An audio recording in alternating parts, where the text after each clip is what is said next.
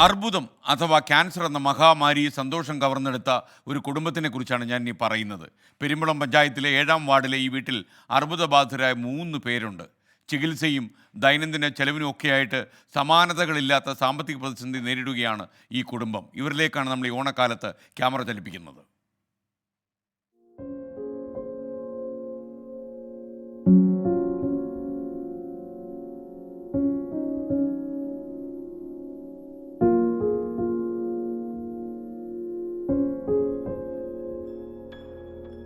ഇതാണ് ആരബി.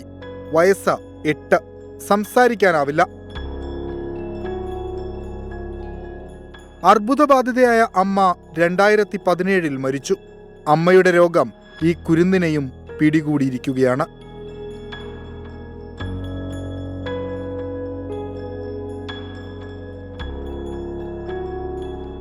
പക്ഷേ തോൽക്കാൻ മനസ്സില്ല. ചിരിക്കാനാണിഷ്ടം.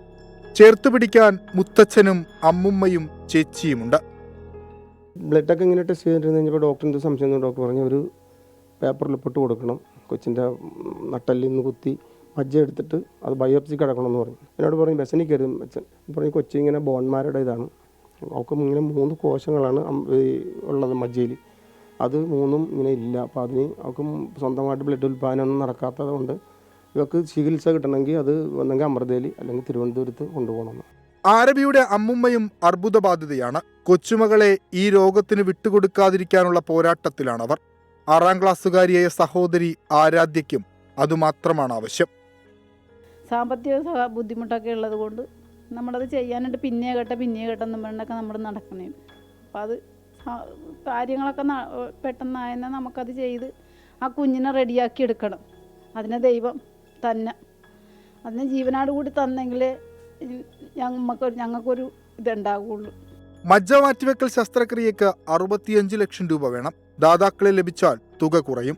എറണാകുളം അമൃത ആശുപത്രിയിലാണ് ചികിത്സ. ബോൺമാരെ ചെയ്യണമെന്ന് ഡോക്ടർ പറഞ്ഞേക്കുന്നത് ആദ്യമേ പറഞ്ഞത് 65 ലക്ഷം രൂപയാവുമെന്നാണ് പറഞ്ഞത്. ജപ്തി ഭീഷണി നേരിട്ട വീടിന്റെ പ്രമാണം കേന്ദ്രമന്ത്രി സുരേഷ് ഗോപി ഇടപെട്ട് തിരിച്ചെടുത്തു നൽകി. പൂർണ്ണ സഹായവും മന്ത്രി വാഗ്ദാനം ചെയ്തു. സമാധാനമായിട്ട് ആ വീട്ടിൽ കിടന്നുറങ്ങാമല്ലോ. മത്സ്യബന്ധന തൊഴിലാളിയായ രാജപ്പന്റെ വരുമാനം കൊണ്ട് കുടുംബത്തിന് മുന്നോട്ടു പോകാനാകില്ല. വിവിധ സഹായങ്ങളുടെ രൂപത്തിൽ പെരുമ്പളം നിവാസികൾ ഒന്നാകെ ഈ കുടുംബത്തെ ചേർത്തുപിടിക്കുന്നുണ്ട്. എന്നാൽ ആരബിയുടെ മുഖത്തെ ചിരി മറയാതിരിക്കാൻ മജ്ജ മാറ്റിവെക്കൽ ശസ്ത്രക്രിയ അനിവാര്യമാണ്. അതിനായി സുമനസുകൾ കനിയണം.